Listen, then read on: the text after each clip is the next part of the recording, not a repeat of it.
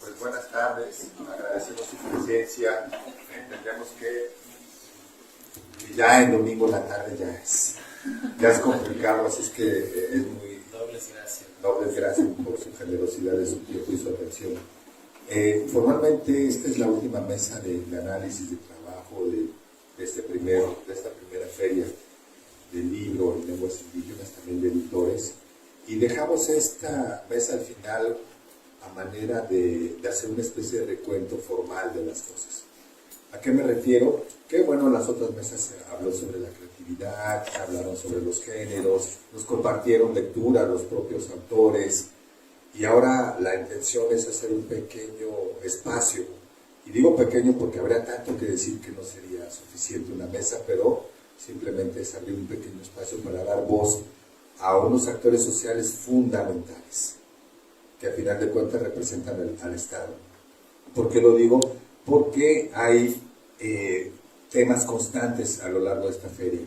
Uno de ellos era que la revitalización de las lenguas necesariamente tiene que pasar por el respaldo y el apoyo del Estado.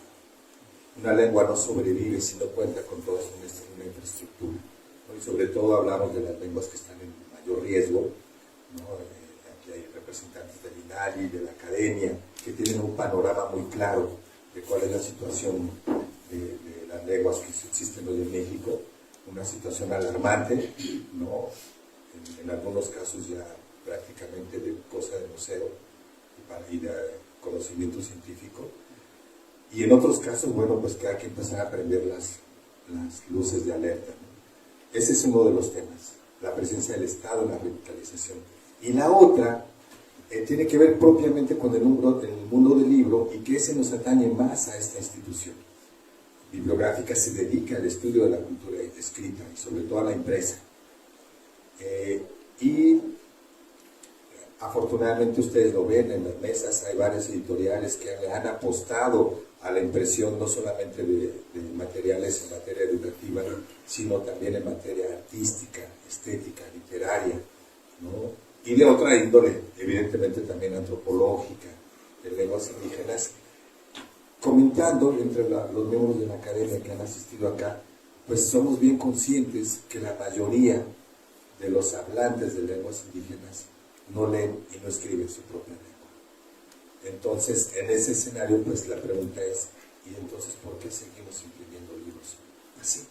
Si además la tendencia de las nuevas tecnologías es que ese legado oral reviva en ese espacio, en el espacio más bien oral.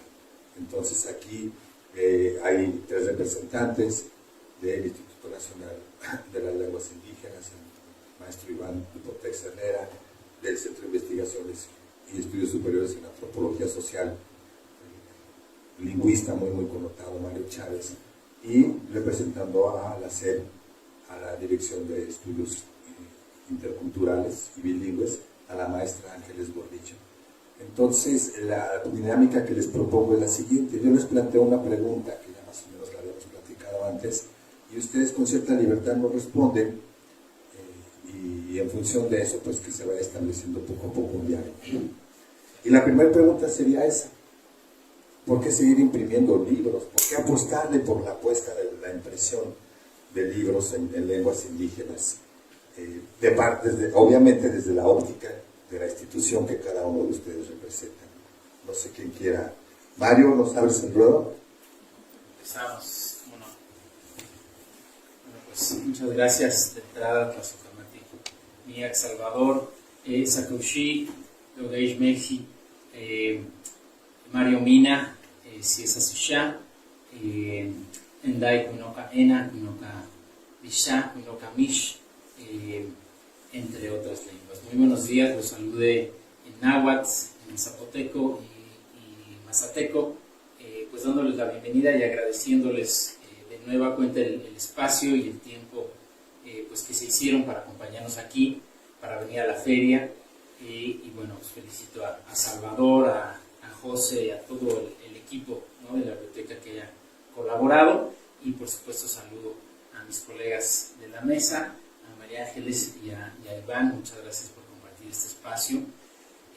¿Por qué es importante desde la academia fijarnos o trabajar con los pueblos originarios y en general del Estado, como dice Salvador, pues bueno, porque hay una deuda histórica, ¿no? Hay una deuda histórica de siglos para con los pueblos originarios y hoy en día como servidores públicos a los que nos toca atender y estudiar a estos pueblos, a sus lenguas, a sus derechos, creo yo que el libro o la palabra escrita sigue siendo un ámbito de uso fundamental.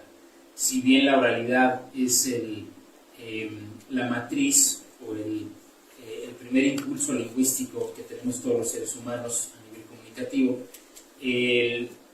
la palabra escrita, las publicaciones, y esto en un sentido muy, muy amplio, ¿no? El código escrito desde el libro tradicional, por así decirlo, hasta lo que hacemos con el celular, ¿no? Que es un ejercicio constante de lectura, internet, la señalética, el paisaje lingüístico, todo eso creo yo que abona, y respondiendo directamente a lo que pregunta Salvador, porque es un ámbito de uso más para un sistema lingüístico, ¿no? Es decir, comenzamos con la oralidad, pero a partir de ahí hay muchos géneros discursivos y hay muchas implicaturas en el ámbito oral, pero también en el ámbito escrito, ¿no? El ámbito escrito, si bien es un proceso de aprendizaje, ya no es algo adquirido como los bebés o los niños que aprenden a hablar. Para leer y escribir necesitamos un proceso escolar, ¿no? Necesitamos un proceso ya de aprendizaje, pero que nos abre muchas puertas, ¿no? Nos permite el registro de fechas, de calendarios, de muchas cosas que a veces no son suficientes para la memoria, ¿no?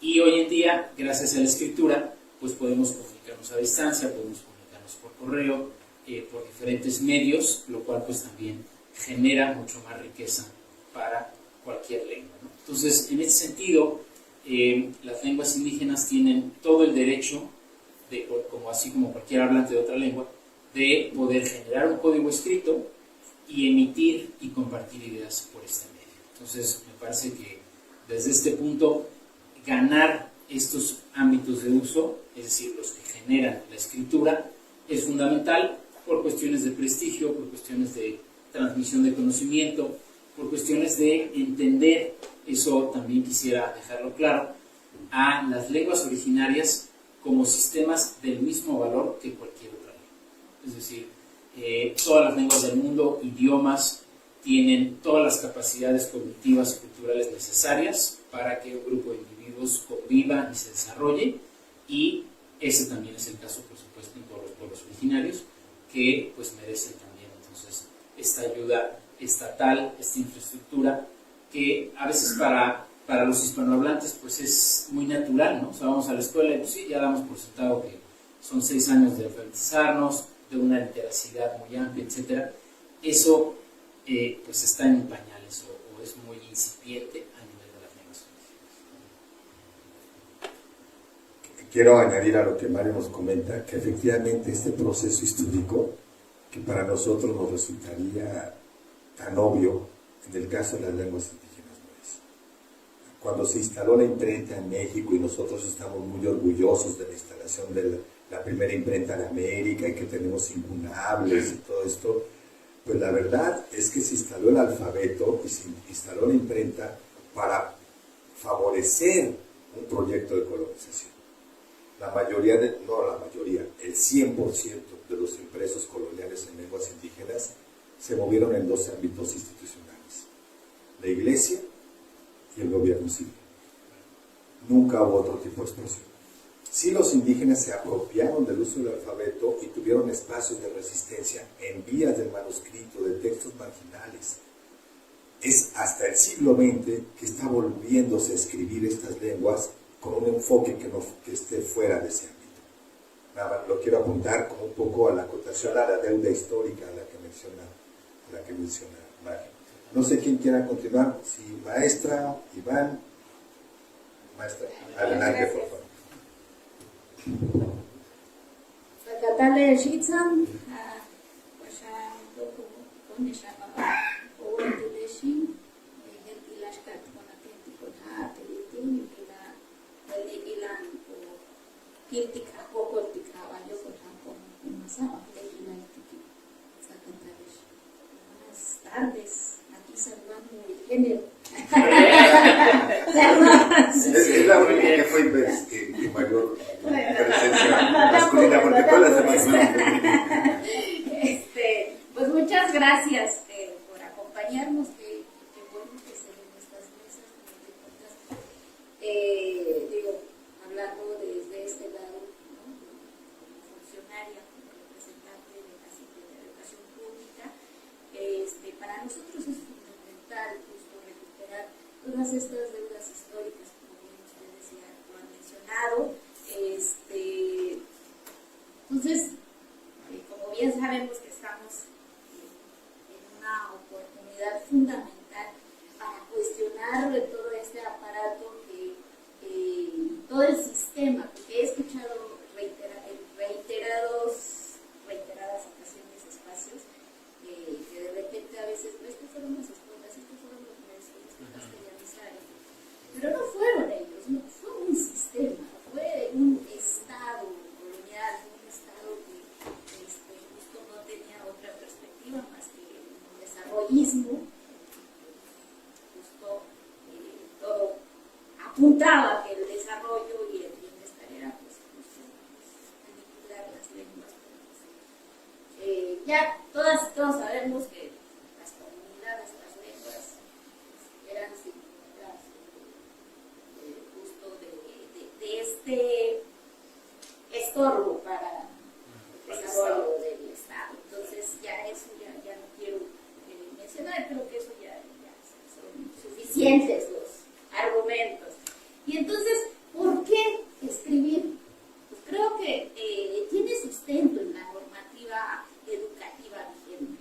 Posiciona la necesidad urgente e irrevocable de hacer efectivos los derechos lingüísticos de los pueblos indígenas. Estamos hablando del derecho humano de los habitantes y de las habitantes. Entonces, quiero señalar un poco desde la Secretaría de Educación Pública, la Dirección General de Educación Indígena en su tiempo, se ha buscado justo la atención educativa a la población indígena.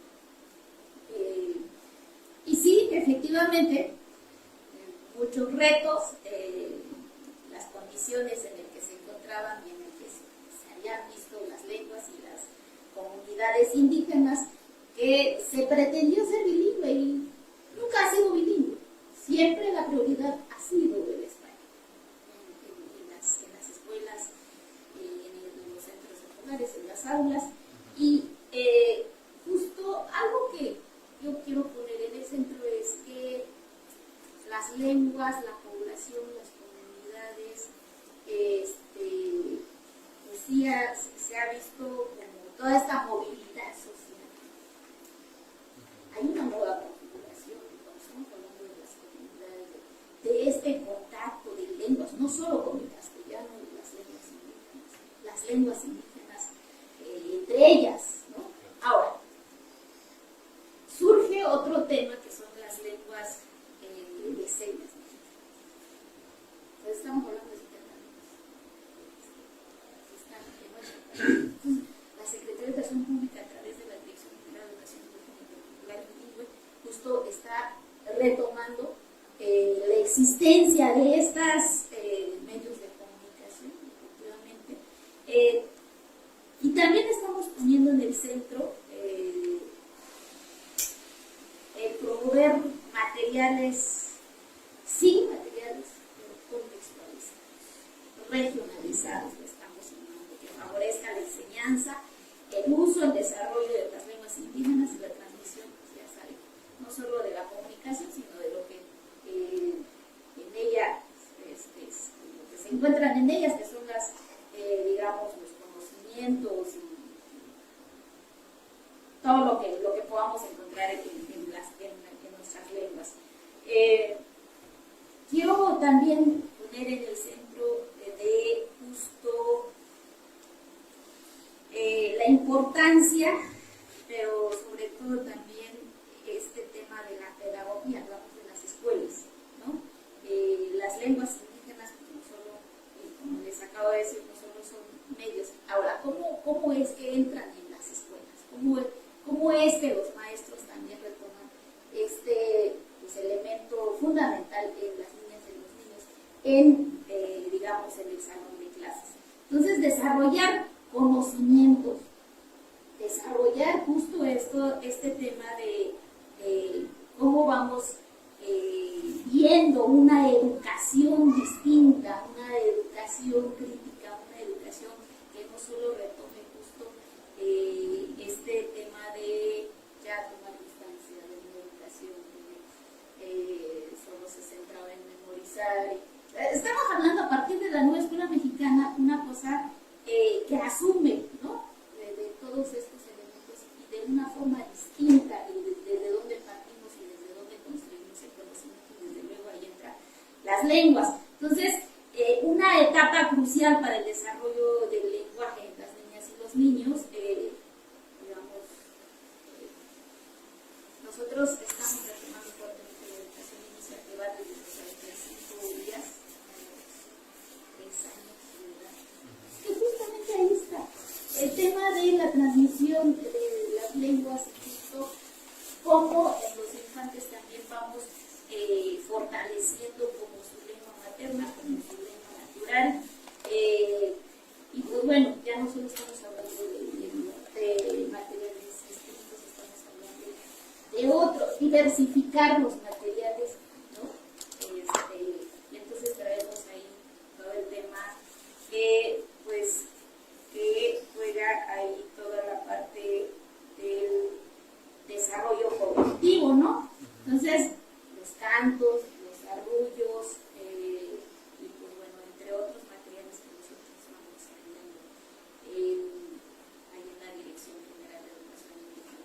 Y pues bueno, decirles que el tema de recuperar la lengua, no solo estamos hablando también, otra de las críticas que traemos fuerte es que siempre se ha hablado de la educación, pero básica. ¿Qué está pasando con media superior? ¿Qué está pasando con superior? ¿Qué está pasando en los centros de investigación?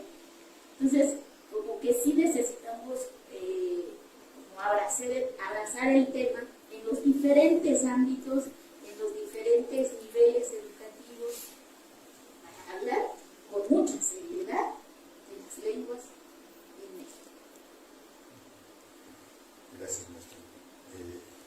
Deseo agregar, consideremos que el Estado ahora no solamente nos define como pluriculturales, sino que también define los derechos de los grupos vulnerables.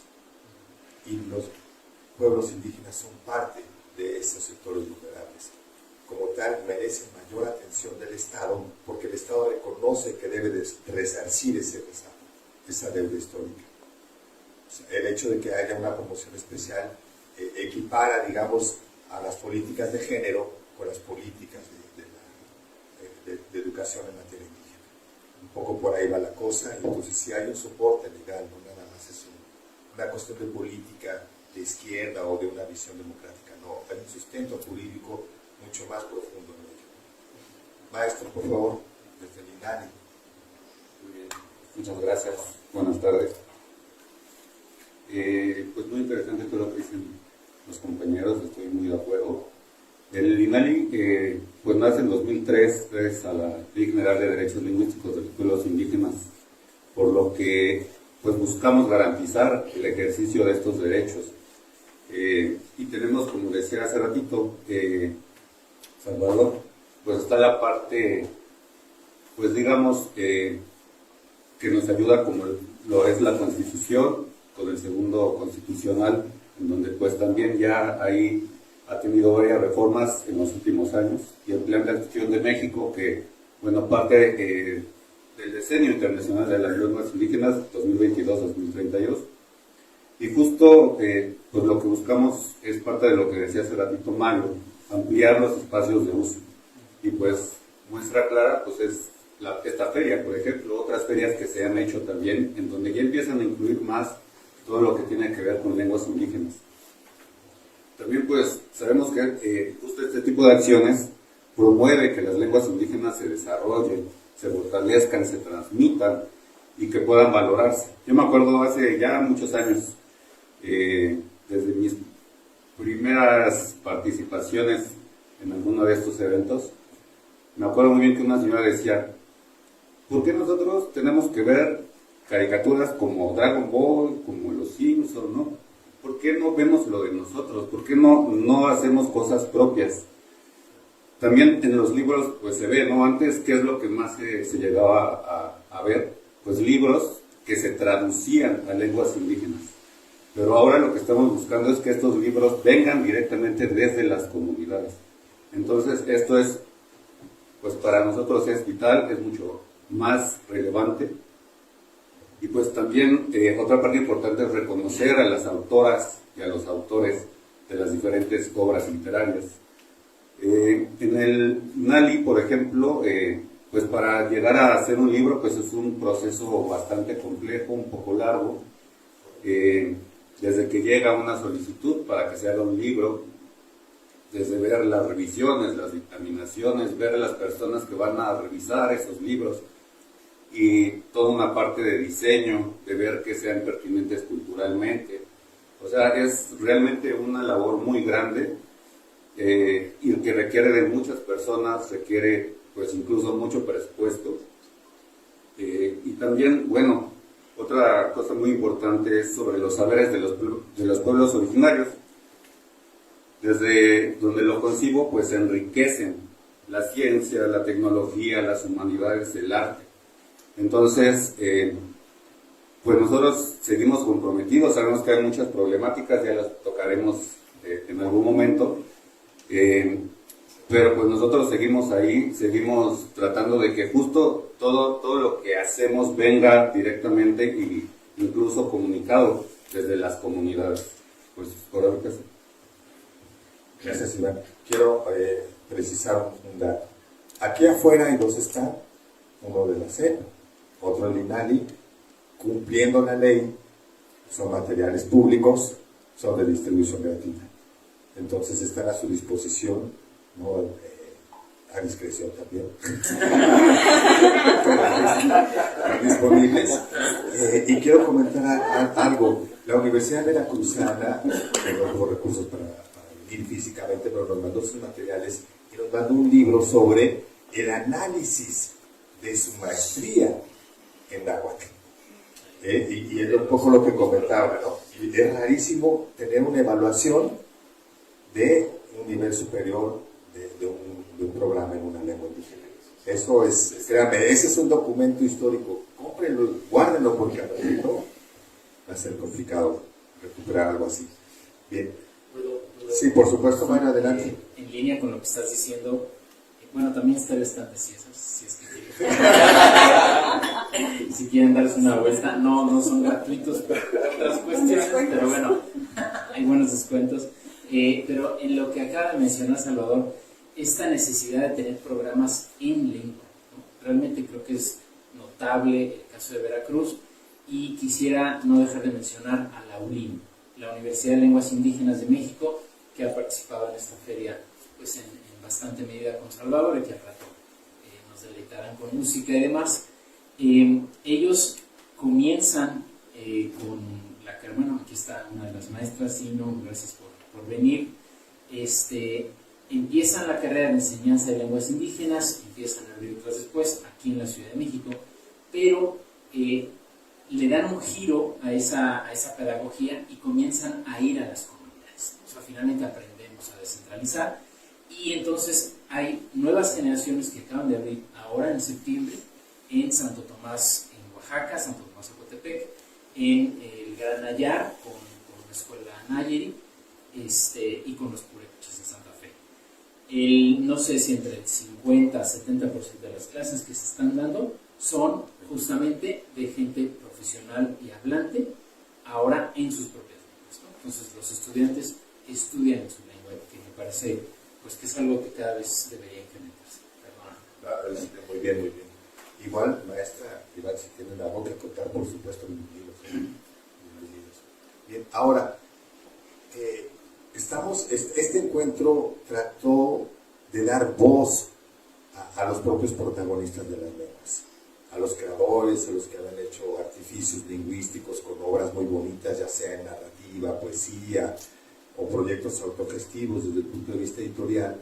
Y esta mesa un poco da el viraje porque es la única en donde desde las instituciones se está hablando sobre, es una postura muy distinta, ¿no?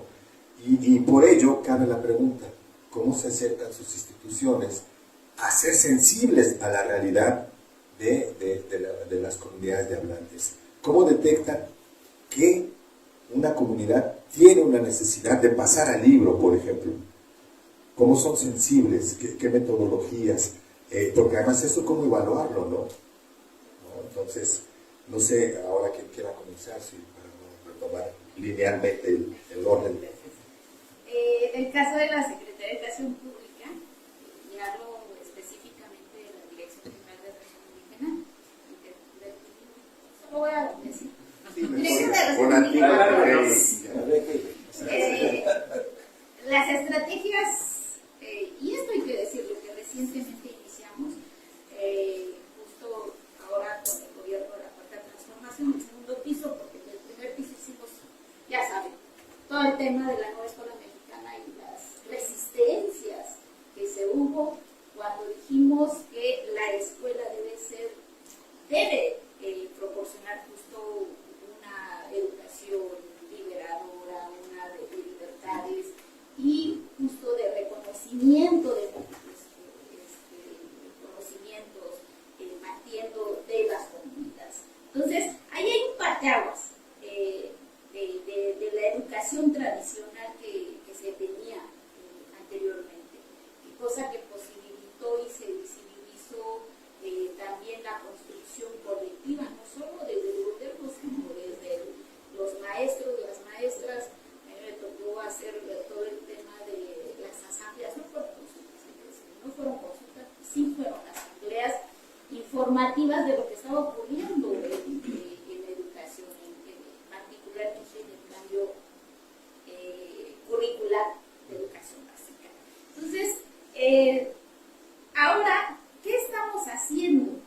Partimos justo de estas posibilidades de lo que iniciamos diciendo, ¿no? A partir del cambio, no solo del tercero constitucional, el cambio del segundo constitucional fue fundamental. Cuando se enfatizó que los pueblos indígenas y afromexicanos tienen justo esa, digamos, pues esa facultad para la libre determinación de múltiples ámbitos y en ella pues, la educación. Y entonces, para acercarnos a las comunidades hablantes de lenguas indígenas es a través de la vinculación comunitaria, es decir, con la comunidad sí educativa, pero también con, digamos, con las distintas representaciones de comunidad indígena, ¿no? Desde donde podemos identificar, digamos, posibles articulaciones. A nosotros nos ha sorprendido, lo llegamos en enero, este año,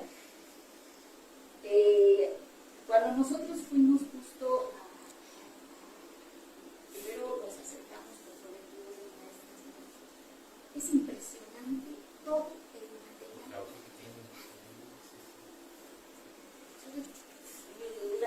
La institución la institución requiere de mucho dinero, de mucho presupuesto, y las maestras y los maestros, o sea, toda la creatividad, y creo que las necesidades también de estar frente a niños y niñas que hablan y que su medio de comunicación pues es.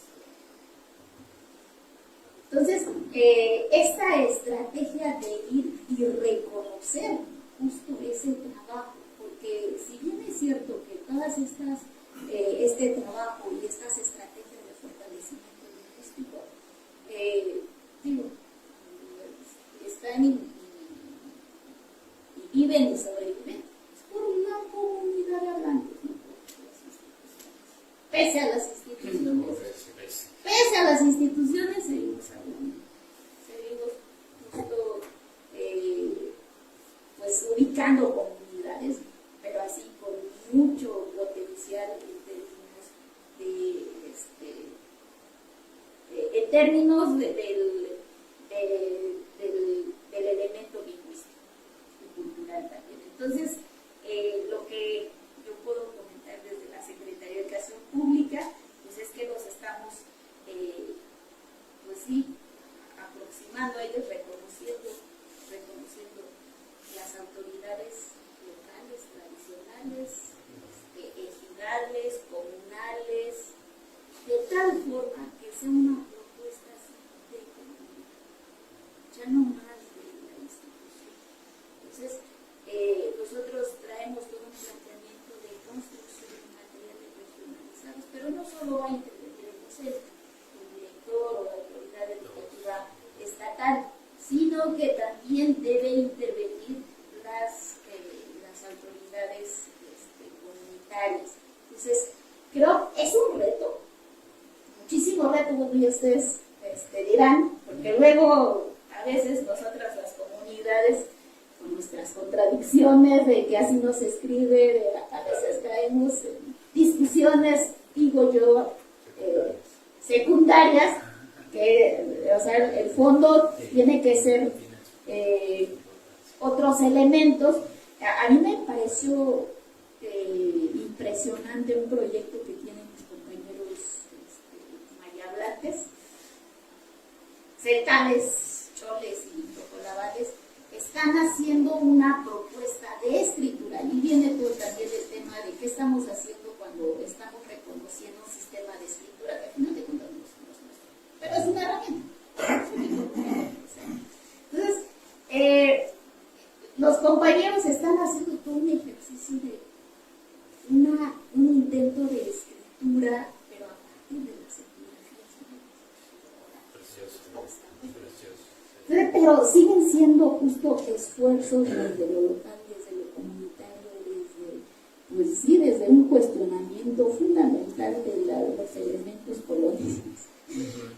coloniales que nos cuesta mucho como hacer esta crítica, y sobre todo las instituciones somos terriblemente cuadradas, en el sentido de que, por ejemplo, el tema de la maestría de la veracruzana, encontraron muchísimos retos que tienes que diseñar tu programa de estudio, que los créditos, que profesiones. Entonces, todos estos, estos criterios institucionales te vuelven otra vez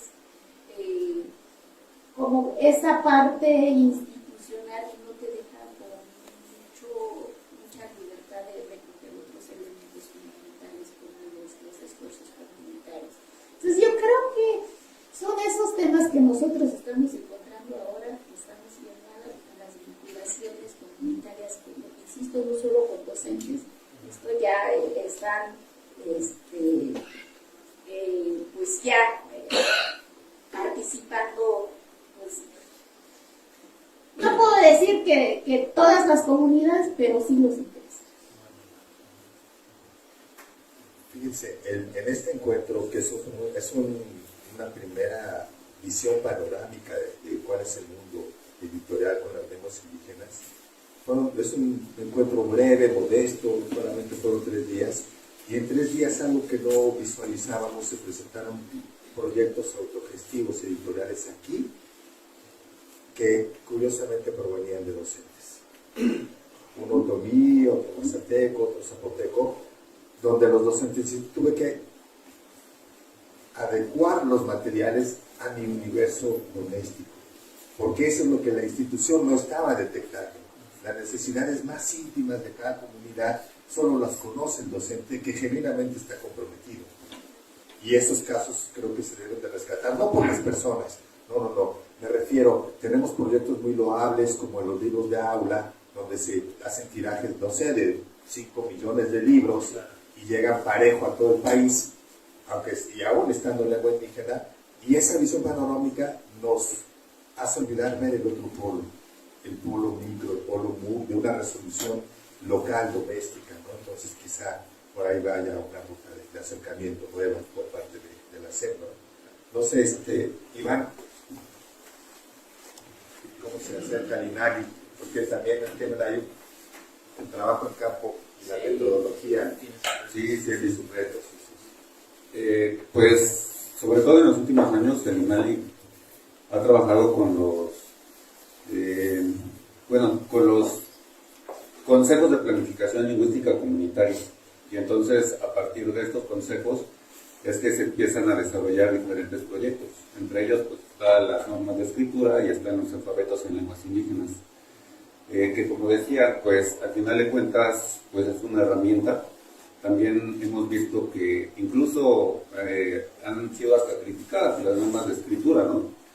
Pero que pues no es una limitante para que puedan seguir escribiendo en sus propias lenguas.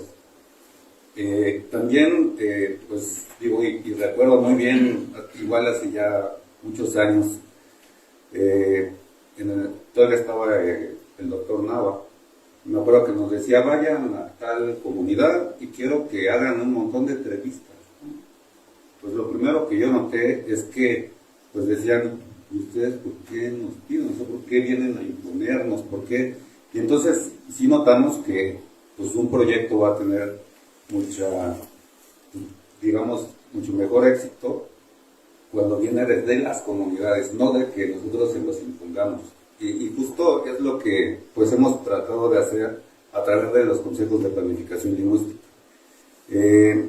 Y también otra de las formas es, pues igual los propios hablantes se acercan a la institución para hacer diversos materiales. Y es muy variado, es desde libros ilustrados, juegos, material didáctico. O sea, es infinito la cantidad de materiales que ellos proponen, ¿no? Y que muchas veces pues vienen directamente de la comunidad y desde autores hablantes en lenguas indígenas, que pues autores y autoras, que justamente pues eso es parte de lo que también como instituto tratamos de reconocer. Últimamente pues están diferentes convocatorias, como la del PLIA, está la de Premios Casa, en donde justamente se busca que las personas que escriben pues ingresen a esta convocatoria y tengan una difusión mucho más amplia en sus propias regiones. Entonces, pues es una de las formas en las que el instituto se ha acercado y que incluso ellos se han acercado a nosotros como instituto. Pues también, parte de lo que nos hemos fijado y que no siempre es como tan sencillo, es cuando se hacen los diferentes materiales. A veces es difícil determinar o dictaminarlos en las propias lenguas, ¿no? Entonces nosotros también tenemos que buscar hablantes, especialistas en estas lenguas, pues porque ellos justamente son los que saben. Entonces es todo un proceso, como les decía hace ratito, es largo, intervienen muchas personas, pero lo que sí es un hecho es que ahora pues son muchas personas que vienen de las comunidades y que son especialistas en sus propias lenguas. Y perdona la indiscreción, ¿se incorporan a la planta laboral?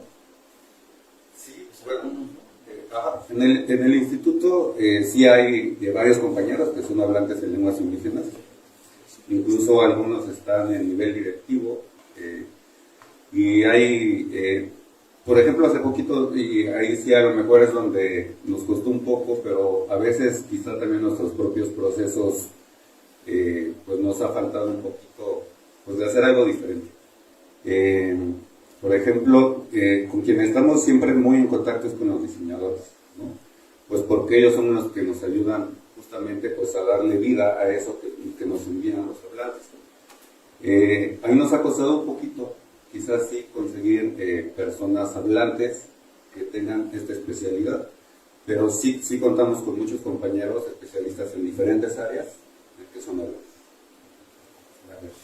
Muchas gracias, Salvador. Quiero retomar un punto que mencionó María y ya después voy a la pregunta, y es este rescate de escrituras precolombinas, ¿no? Hablando de glifos, de esa simbología. Me parece muy importante en términos sociales que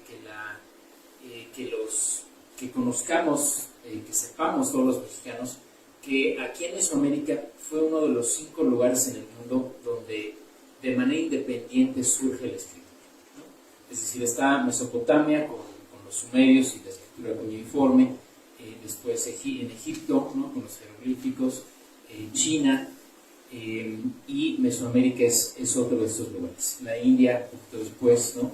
Pero esta necesidad de registrar, como hace un momento dije, la cantidad de grano que se está produciendo, cabezas de ganado entre los sumerios, o el calendario, linajes, ¿no? Empieza a surgir en Mesoamérica con la tradición olmeca, ¿no? Con la escritura ismeña, que después se desarrolla hacia el área maya, sobre todo con el chol y otras lenguas, hacia la zona zapoteca, y después los mixtecos, teotihuacanos y mexicas. Esta capacidad de escritura creo que es inigualable en muchos sentidos, y es muy importante, creo yo, que desde las escuelas y en muchos ámbitos se retome, ¿no? Y aquí hablamos de diferentes simbologías que incluso siguen en los textiles, por ejemplo, ¿no? Es decir, el arte indígena expresa todo el tiempo, ¿no? No es una cuestión únicamente estética, únicamente cultural, sino que combina todo esto. ¿Por qué no escribimos hoy en día con glifos o con silabarios? Bueno, porque implican mayor dificultades, es menos automática esa escritura, pero todas las escrituras del mundo surgen de manera logográfica. ¿Qué quiere decir esto? Que son conceptos, ¿no? Son palabras las que se representan. Un poco en su origen dibujos, que después pues van automatizándose cada vez más y desarrollándose de manera más sistemática. Después vienen los silabarios y se combinan generalmente, por ejemplo, encontramos en los glifos mayas una escritura logosilábica, ¿no? Donde se combina el icono de un jaguar, de un balam, que a lo mejor ya no representa al tigre, sino a un gobernante, y se le agregan otros símbolos que son sílabas que nos dicen un determinante, un color, algún adjetivo, ¿no? De este sustantivo. Y después, a raíz de los fenicios, luego los griegos, los latinos, llegamos finalmente a los alfabetos, en donde el símil es entre un sonido y una grafía. Y eso redujo de manera drástica la capacidad de expresión, porque aún hoy en día en China y en Japón, pues uno como hablante, como escribiente, tiene que aprender literalmente cientos y miles de símbolos, ¿no? Es decir, los estudiantes aprenden X cantidad en primaria, X en secundaria, prepa, y en universidad y posgrado siguen aprendiendo logogramas, ¿no? Nosotros, para escribir el español, necesitamos 25 dibujitos, porque las letras son dibujos finalmente, ¿no? Pero representan un sonido. Entonces, creo yo que hoy en día se pueden rescatar estas tradiciones, ¿no? Como mencionaba María, junto con el desarrollo alfabético. Es decir, podemos tener logos en la biblioteca con un logograma, podemos tener en el Palacio Municipal algo que es mucho más simbólico y estético, ¿no? Y bueno, en ese sentido, entonces, llegando a la pregunta que nos decías, bueno, parte de estas necesidades son las que hemos buscado algunos académicos, ¿no? El paisaje lingüístico que desarrolla el INALI hace algunos años tiene que ver con esto, ¿no? Con poder no solo escuchar y hablar la lengua, sino verla, ¿no? Creo que el INALI tuvo un papel fundamental en la visualización de las lenguas indígenas en México, lo sigue teniendo, y pues que otras instituciones nos hemos sumado, ¿no? a esta parte tan visual. Y creo que en la academia pues ha habido, bueno, muchos momentos en cuanto a cómo se acercan los especialistas a las lenguas y culturas originarias. Hay que decir que hace no tanto tiempo todavía este acercamiento era muy independiente, ¿no? Muy desde fuera. Entonces se estudiaba, se observaba algo y se escribía y se difundía, pues hay que decirlo, entre colegas muy cercanos, ¿no? Es decir, mucho de lo que se produce en la academia no llega a las comunidades. Y creo yo hoy que si bien ese ejercicio intelectual y especializado es muy importante, resulta fundamental también hacer trabajo colaborativo, ¿no? muchos de nosotros desarrollamos trabajos y dedicamos una gran parte de nuestro tiempo a libros colectivos, a iniciativas comunitarias y ya no nada más pues reconocimientos individuales, ¿no? Entonces, pues apreciar o dar la mirada a esta comunalidad, ¿no? Creo que es fundamental y pensar más en colectivo, ¿no? Contrario a pues, lo que es en esencia un poco la academia, ¿no? O sea, nos han enseñado a trabajar, exacto, ¿no? O sea, te dan un cubículo y estás solo trabajando. Vienes a la biblioteca y normalmente estás solo trabajando, ¿no? Entonces, creo que esa parte colectiva pues está en proceso y hay que fomentarla mucho desde la academia. Y termino rápidamente esta participación diciendo que desde CIESAS ahora me toca el tequio de ser coordinador del posgrado en lingüística indoamericana. Cumplimos 35 años y formando, ¿no?, hablantes, y esa es una peculiaridad de nuestro posgrado, que prácticamente todos los alumnos son nativohablantes de su lengua, y creo que eso ha coadyuvado mucho a los esfuerzos colectivos de que los hablantes sean los que deciden hacia dónde va, ¿no?, su legado, su herencia, sean activistas y participen, ya no nada más reciban instrucción, sino que ahora ellos son los que le imparten. Muy bien. Bueno, les voy a pedir que respondamos brevemente a una última pregunta, porque además esa pregunta ya va también abierta para allá. Hemos hablado con mucha formalidad, con mucha... y queremos abrirnos, porque seguramente habrá voces y preguntas que a mí no se me han ocurrido, pero que seguramente aquí más de una persona va a plantear. La pregunta es, ¿cuáles son los retos que cada institución tiene por qué afrontar? ¿No? Ya los visualizaron, evidentemente la certificación es lo más complicado, ¿no? Y quizá la academia, perdón que lo diga, también soy académico, es menos trascendente el impacto de los retos que podamos tener desde la ciencia, ¿no?, que a la aplicación de un conocimiento en la construcción de una vida real, ¿no?, de una vida tangible. Entonces, no sé, maestra, si nos comparte ese tema, porque estoy seguro que aquí la gente que viene de comunidades, los que han ejercido el oficio docente, caramba, van a decir algunas cosas, ¿no? Sí, pues yo creo que el principal reto que nosotros hemos identificado es justo una necesidad de sensibilización, no solo de los no solo de la escuela, no solo es de toda la población, de toda la sociedad del Estado mexicano. ¿Por qué se dejan de ver las lenguas? Porque hay discriminación, porque hay racismo, porque las lenguas no están en el mismo nivel de apreciación. Entonces, eso ha tenido un impacto muy fuerte en las familias. Por ejemplo, partimos desde ahí. O sea, las situaciones reales en muchas comunidades es que la mamá, el papá o las familias les ay, te encanta la lengua. Eso es de gratis, eso es producto de la discriminación. Y de todo, y de los espacios que todavía es fuertemente racista. Yo creo que ese es uno de los principales retos que enfrentamos en la educación. Otro,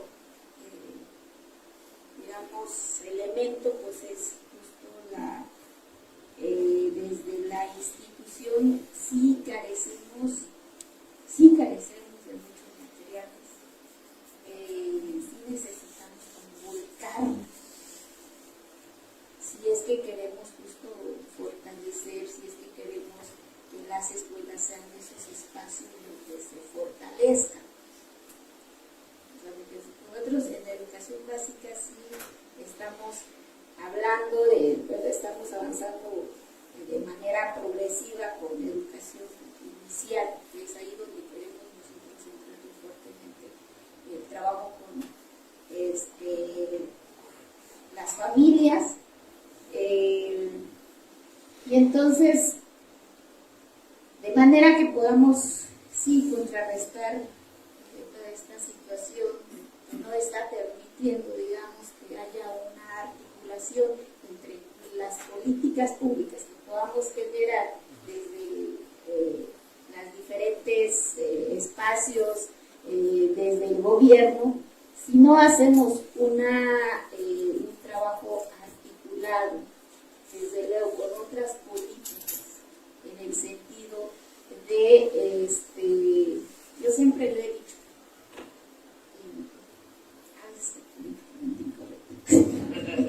como se habrán dado Con cuenta. confianza.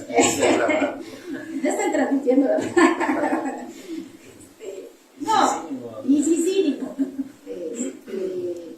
Sí, porque todavía seguimos picando piedra, las hablantes, los hablantes. Todavía hay espacios donde sí necesitamos,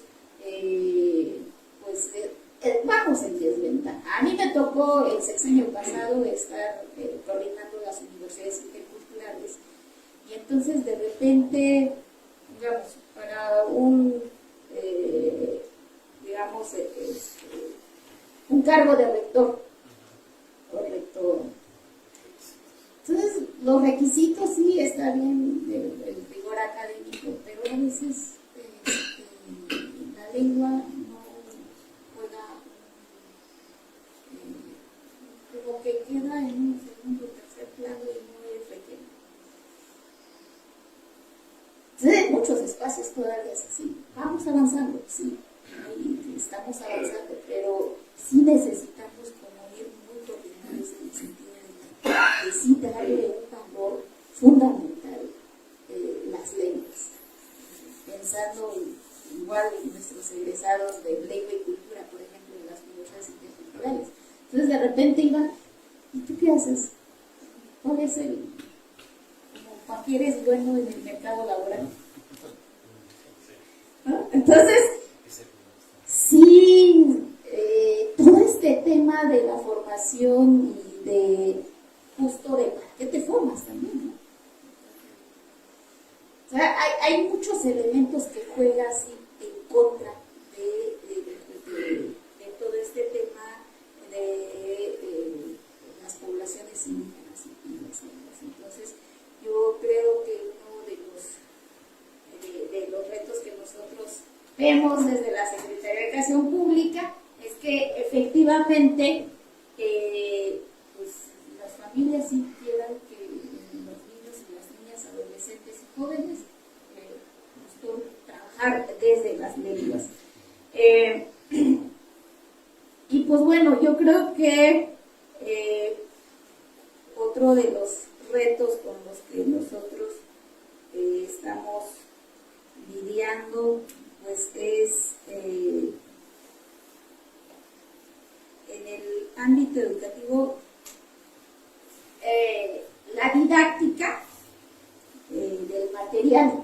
A veces sí, a veces nosotros creemos ya hice este material y ¿no? O sea, lo que tú decías, ¿cuál es el fin, cuál es el propósito y cómo, o sea, para qué se está haciendo ese material? Entonces, en las niñas y en los niños, hablando de educación básica, sí, eso es fundamental. ¿Cómo tú ayudas? O ¿qué materiales vas a requerir o qué materiales requieres justo para la didáctica y para la pedagogía para que sí sea un trabajo efectivo en las niñas y en los niños? Entonces nos pasó ahora que estamos interactuando con las maestras y los maestros, y pasa mucho eso en las universidades.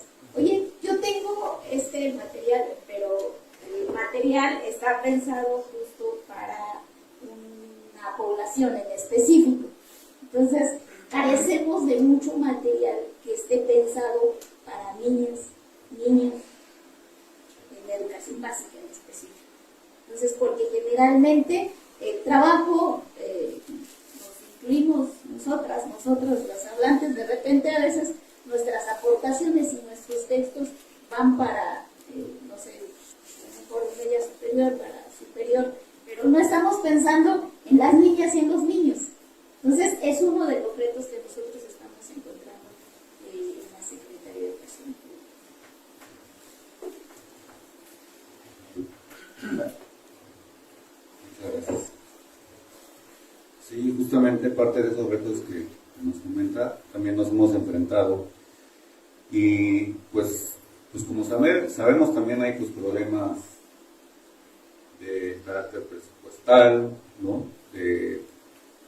No tenemos quizá el suficiente personal para poder hacer los materiales, pero también creemos que hay pues otras alternativas en las que podemos trabajarlo. Nosotros, por ejemplo, y también coincido que no tenemos muchos materiales para niños y jóvenes. Este año justamente se piensa publicar 2 libros que son para niños.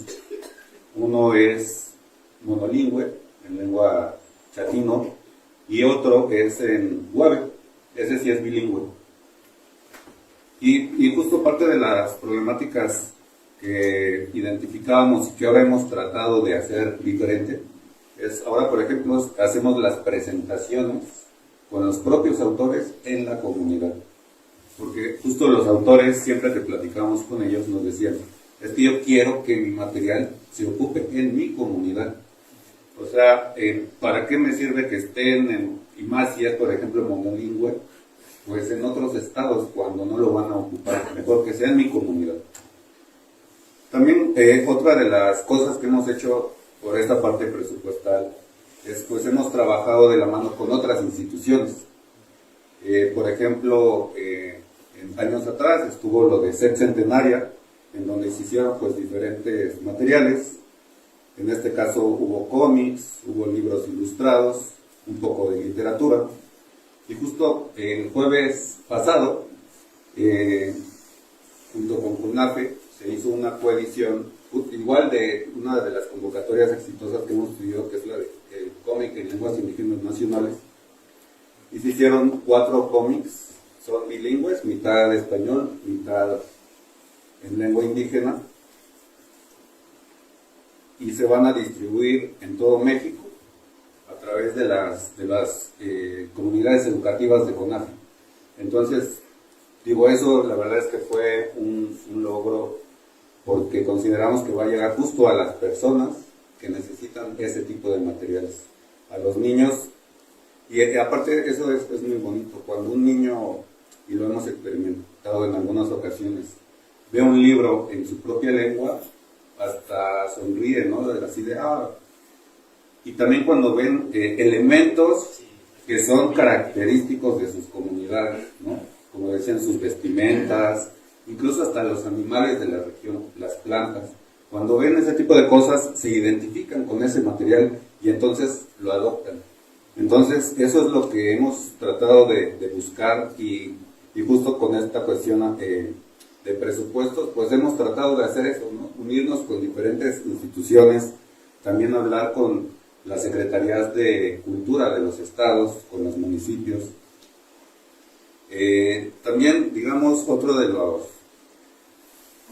de las complicaciones que hemos llegado a ver es que, por ejemplo, cuando nos llega un libro y sobre todo de a lo mejor una lengua que está en alto riesgo de desaparición, es un poco más complicado encontrar a personas que dictaminen ese material y que sean especialistas en esa dictaminación. No siempre es sencillo. Nosotros pues nos hemos enfrentado a eso y pues ¿qué es lo que hemos hecho? Pues la verdad es que identificamos a través del PANITLI, que es el padrón de intérpretes traductores que tenemos en el INALI, en donde hay diferentes personas que hablan estas lenguas y pues tenemos que acercarnos a ellos y son quienes realmente revisan esos materiales, pero no hay una especialización en cuanto a dictaminación o en cuanto a corrección de estilos, por ejemplo. Es un poquito más complicado. Y otra de los retos que también hemos visto es la cuestión de los pagos a esos profesionales, ¿no? Que también no siempre es sencillo. Es un tema que también tenemos y que estamos revisando, pues porque consideramos justo, ¿no? Por ejemplo, en la convocatoria del cómic, justo tuvimos una mesa de trabajo y parte de lo que nos decían es, pues es que en otras lenguas, o en español o en inglés, pues tienen hasta sus tarifas, les pagan, pero y nosotros también somos especialistas en nuestras lenguas, ¿no? Entonces también hemos tratado de ver ese tipo de mecanismos, pues porque justamente eso les da un valor a su trabajo. Y la verdad es que lo vemos muy, muy importante y necesario. Y bueno, rapidísimo, creo que el principal reto, no solo de nuestras instituciones, sino desde la academia, sino más bien el reto social, es lo que mencionaba mi colega, la discriminación y el rechazo de las sociedades dominantes, ¿no?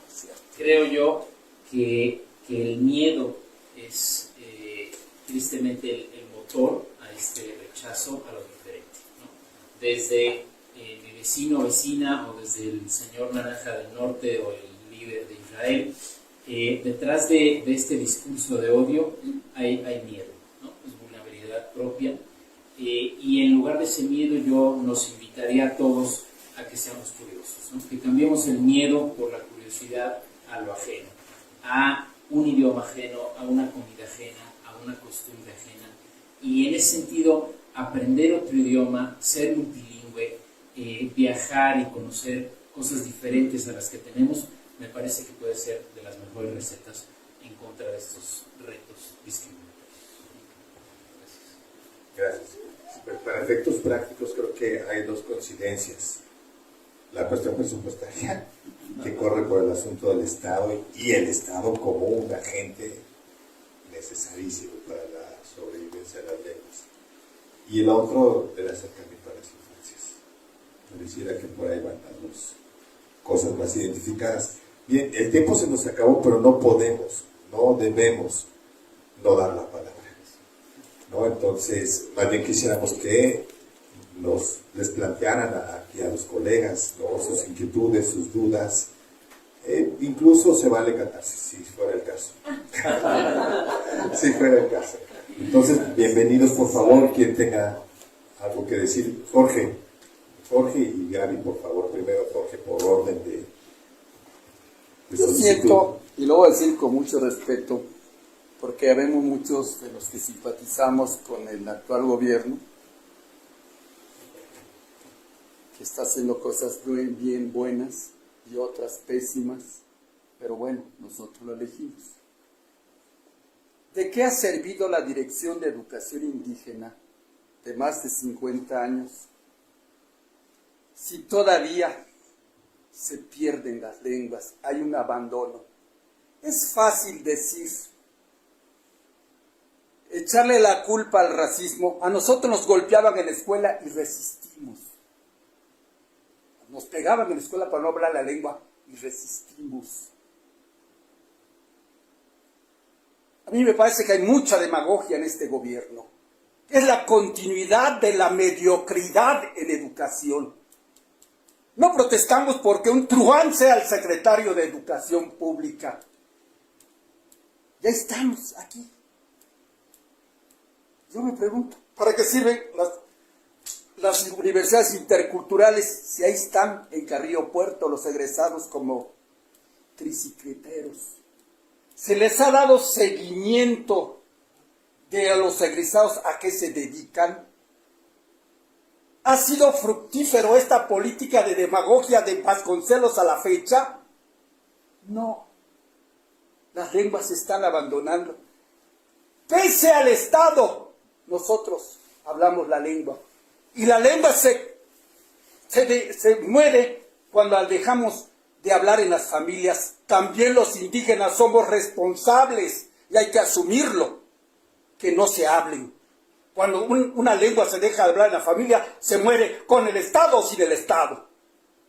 Es mucho dinero lo que se tira en la Dirección de Educación Indígena. ¿Y para qué sirve? ¿Para qué sirven 57,000 o no sé cuántos maestros sean, si la mayoría, según un estudio de Silvia Schmeckels, no hablan la lengua? Eso hay que decirlo, aunque se nos caiga la casa en la cara. Y eso molesta. Dicen, oye, ¿para qué va a servir? No, hay que decirlo. Porque es una nueva demagogia. Se está continuando con lo mismo. Dice, es que el centro es, pues, ¿cuál es el centro de la actual escuela mexicana? ¿Cuál nueva? Es lo mismo. Porque yo he estado en las comunidades, viajo. Mis familiares hablan la lengua, yo la hablo. A mí no me tiene nada que enseñar la Dirección de Educación Indígena. ¿Qué hace Natalio Hernández como responsable de educación indígena en Chiapas? Cuando debe serlo un chapaneco, alguien que esté, pero son de los acomodaticios, aquellos que hacen de su literaturita, Juan Gregorio, Mardonio, Natalio, para vivir del presupuesto, para ser funcionarios. Eso hay que decirlo, aunque se les caiga la casa en la cara. Y no digo más. En 2018, fíjense, se pretendió renovar en la Dirección de Educación Indígena los libros que se ocupaban para enseñar. 25 años tenían de estar los libros lo mismo. Nada más se pudieron pasar los de primero y segundo. Los de tercero, cuarto, quinto y sexto, ahí están. ¿Qué están haciendo? ¿Qué hace usted ahí para reproducir lo mismo? ¿Para pasar de un puesto a otro y no hacer nada? No. Eso es demagogia. Eso es demagogia. Yo sé que usted es funcionaria, está defendiendo a la SEP. El INALI, ¿qué han hecho del INALI?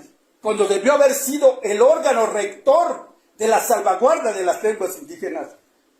Cada vez, cuando llegó este gobierno de Obrador para acá, disminuyó su presupuesto. Y lo que dice usted es cierto, coincido en una cosa. En las comunidades hay mucha creatividad, pero usted esquivó algo importante, el presupuesto. Es lo que hace presupuesto para que esas creatividades que hay en los estados salgan. Pero no hay que, pues no quiero hablar presupuesto, pues yo soy la directora, no hay que decirlo. Discúlpenme. Muchas gracias.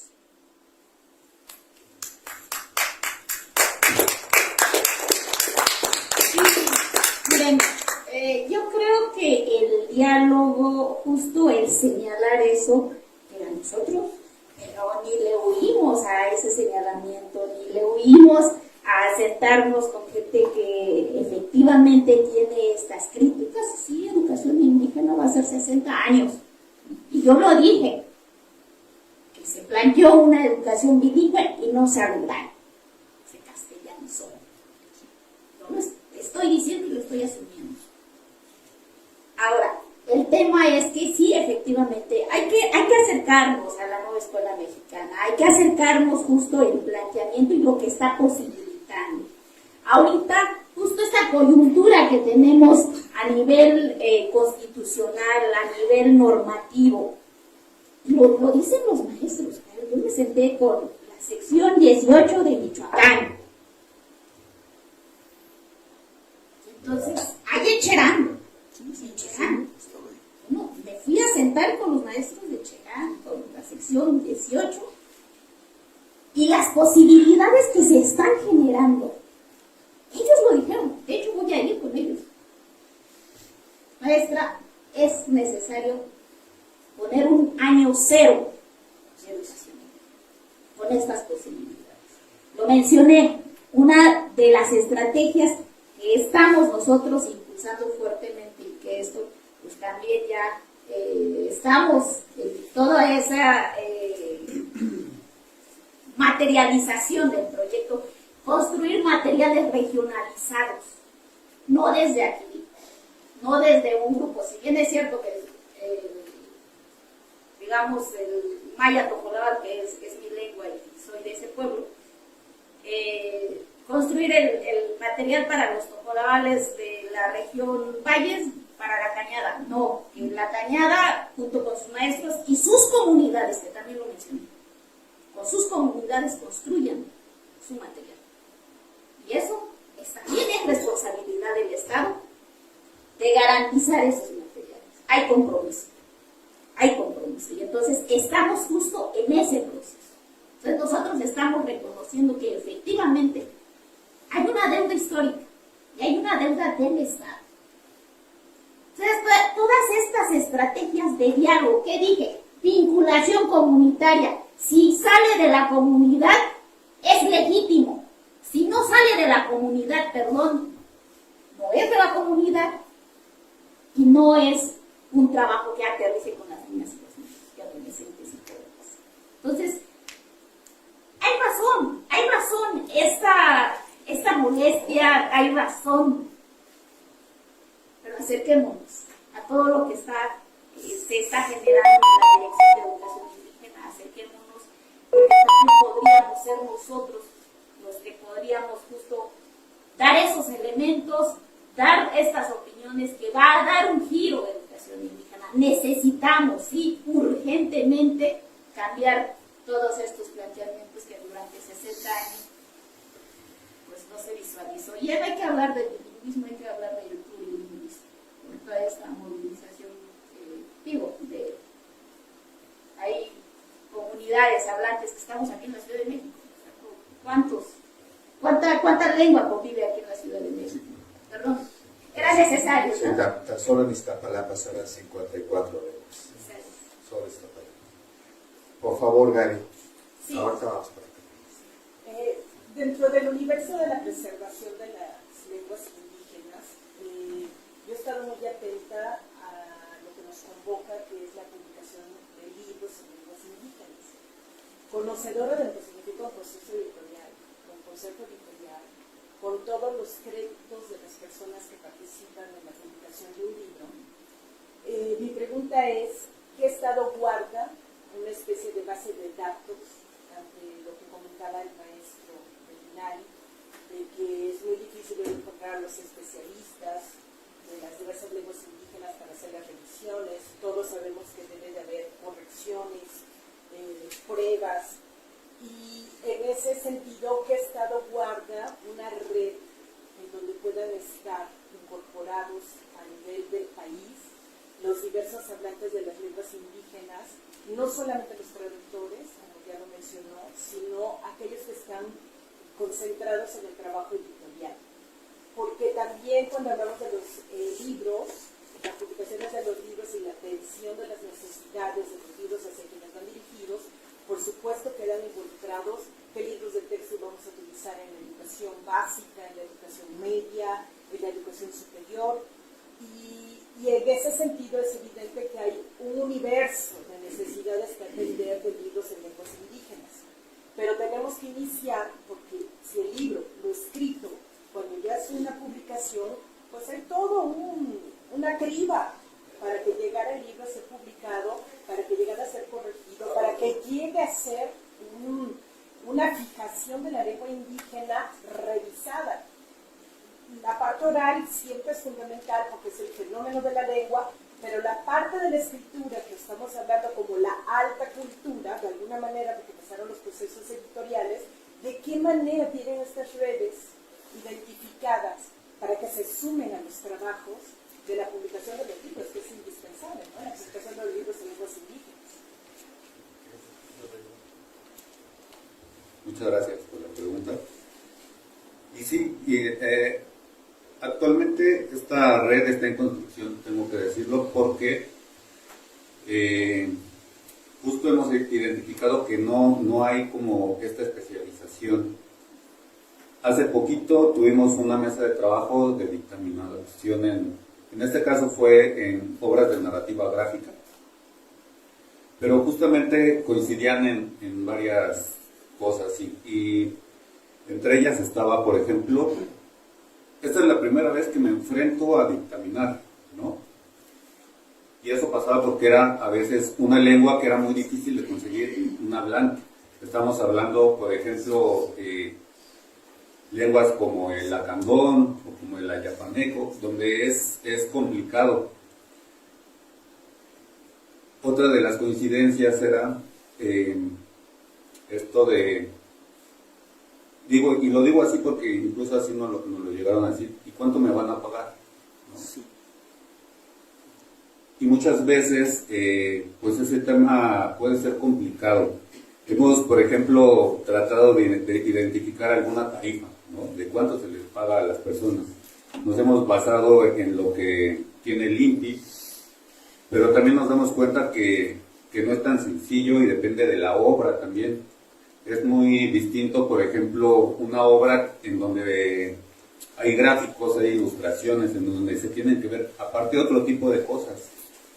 Se tiene que ver si cumple, si tiene pertinencia cultural, lingüística, si tiene, por ejemplo, nosotros tenemos una ficha de dictaminación para este tipo de cosas, que es como una base para las personas que hacen esta dictaminación.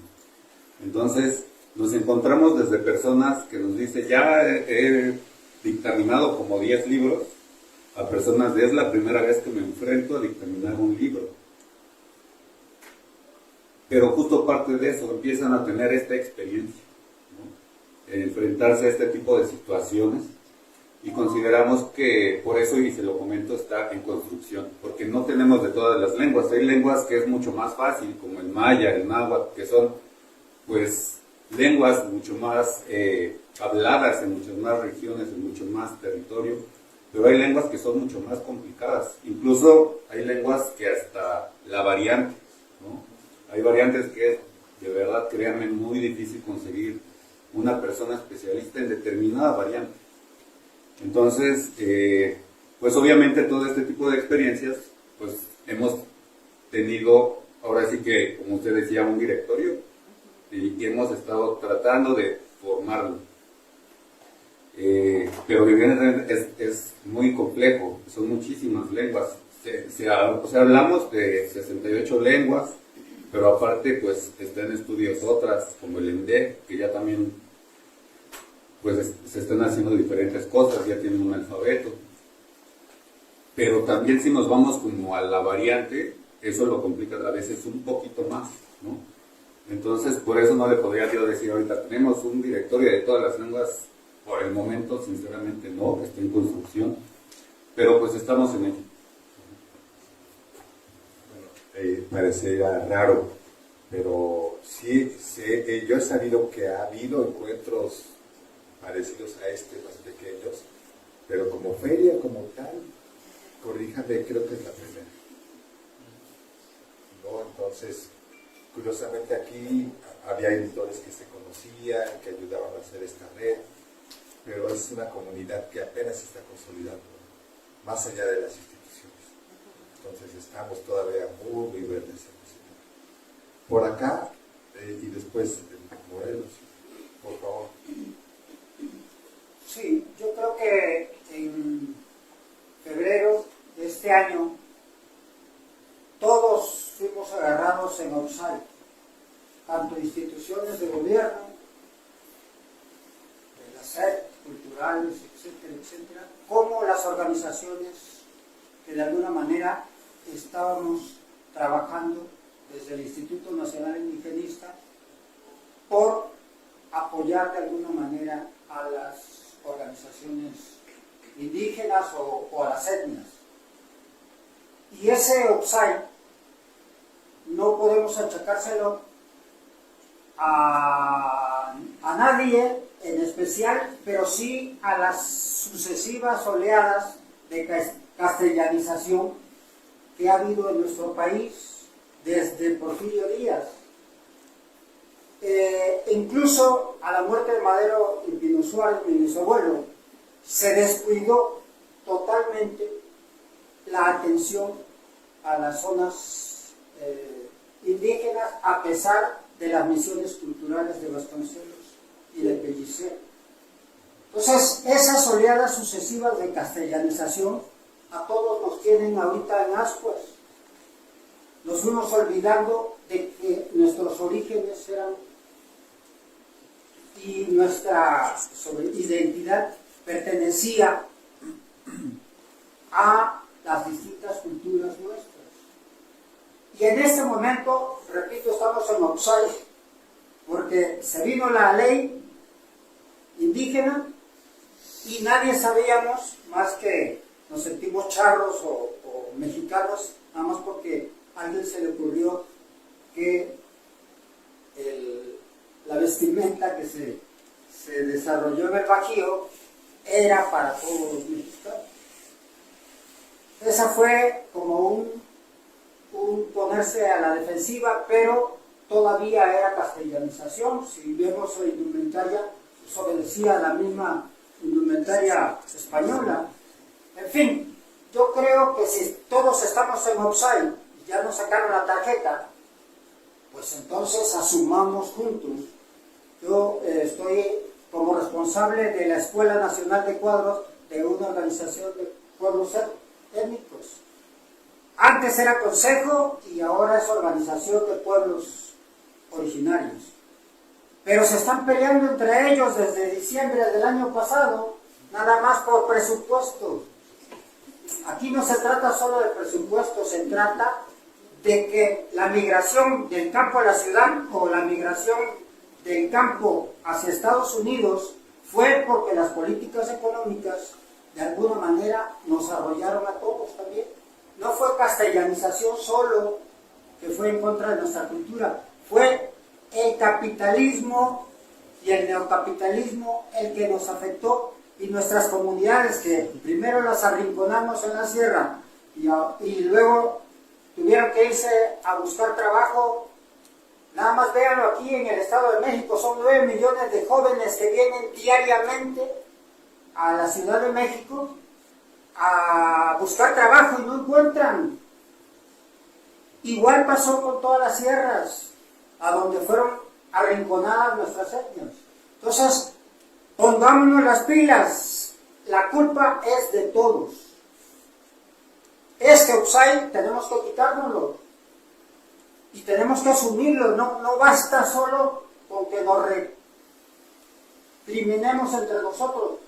Afortunadamente yo felicito de verdad a los que tuvieron esta gran idea de crear la primera feria. Ojalá pudiéramos, nosotros tenemos 5 regiones donde estamos atendiendo desde los yaquis, mayos, tepehuanos, etcétera, etcétera, hasta los mayas. Abarcamos cooperativas de actividades múltiples en todo el país, en los litorales, Mar de Cortés, Pacífico, Golfo de México y Caribe. Pues pongámonos las pilas, y si en este momento aquí los compañeros están proponiendo que sumemos fuerza, pues vamos entrándole. No nos echamos para atrás, no nos concretemos a recriminarnos entre nosotros porque todos estamos en offside. Yo así lo dejo y felicitaciones por todo el esfuerzo que están haciendo y que estamos haciendo los que aún el domingo llegamos a la familia para tener que estar aquí, ¿no? Gracias. Gracias por eso. Yo creo que uno de los retos, yo he trabajado mucho desde las comunidades purépechas, desde muy chico. Y uno de los problemas fundamentales es que los docentes no hablan sobre educación indígena, por lo menos el 60%. Es lo que...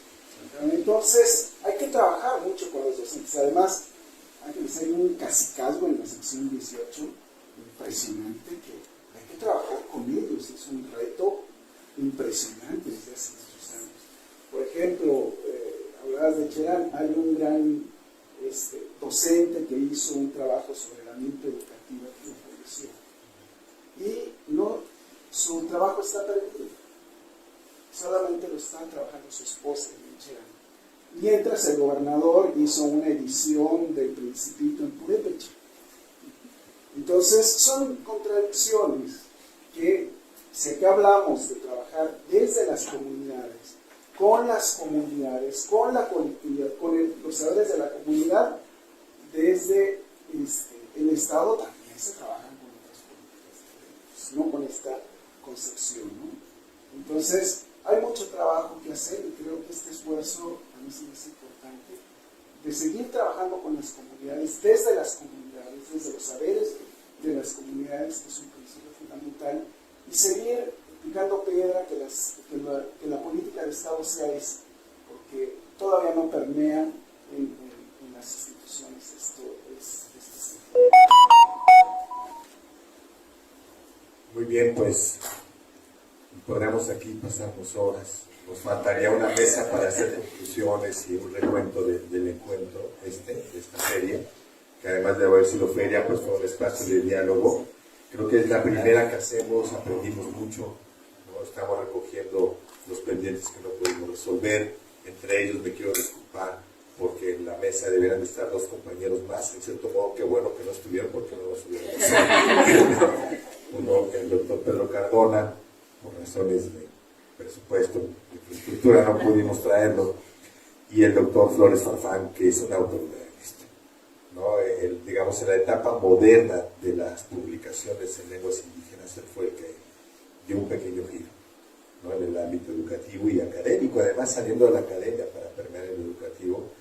Por cuestiones de salud, pues ya la altura no le viene bien, había evaluado, lo consultó con su médico y su médico mejor le pidió precaución y lamentablemente no nos pudo acompañar.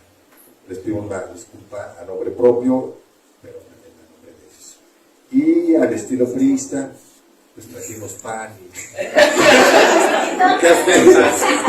pero no crean, no somos tan friistas, porque sí, o sea, sí, eso es al estilo friista, pero con moderación republicana, porque es poquito, porque hay poquito. Trajimos pancito, un compañero Nahua de la montaña nos trajo pan de su taller que él mismo elaboró.